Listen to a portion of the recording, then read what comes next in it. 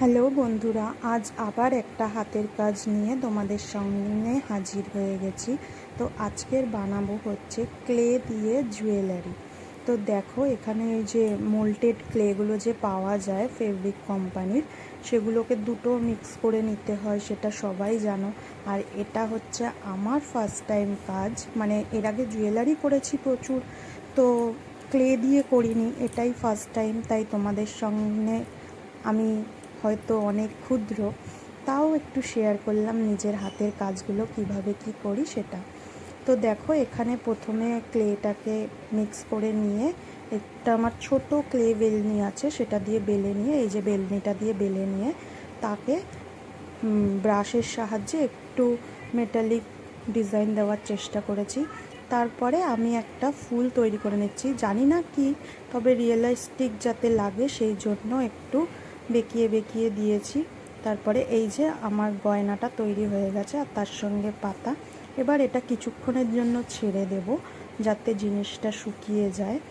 আর জানো তো, এগুলো হচ্ছে না আমার মন ভালো করার জিনিস, জানি না, তবে প্রফেশনাল এগুলো করার অনেকটাই ইচ্ছে আছে, চেষ্টাও করছি। আর এটা করতে করতে ননদিনীর কাছ থেকে একটি অর্ডারও পেয়ে গেছি।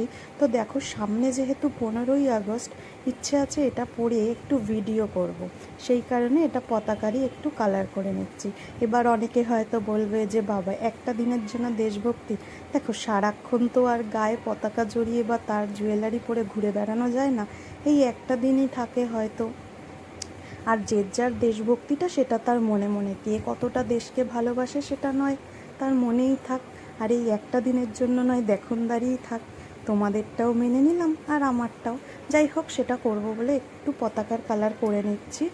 আর যেহেতু পাতা দিয়েছি অরেঞ্জ, ওই মোল্ডটাকে করেছি বেস যেটা, আর ফুলটা করে নেবো হচ্ছে হোয়াইটের মধ্যে। তো দেখো ধীরে ধীরে সবই দেখতে পারবে। আর তোমাদের যদি আমার এই গয়নাগুলো ভালো লাগে, তোমরা কিন্তু চাইলে পুজোর আগে আমাকে কিছু অর্ডারও দিতে পারো।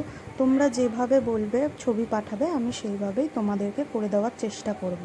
ননদিনীর অর্ডারটাও অলরেডি হয়ে গেছে, সেটাও তোমাদের সঙ্গে পরের ভিডিওতে শেয়ার করে দেব। তাছাড়াও মানে আমার ননদিনীর শ্বশুরবাড়ির তরফ থেকে ওর যাও এসে আমাকে একটা গয়না অর্ডার দিয়ে গেছে, সেটাও যখন করব ধীরে ধীরে সবই তোমাদের সঙ্গে শেয়ার করব। তো দেখো এইখানে অলরেডি হার, কানের দুল সমস্তটা রেডি।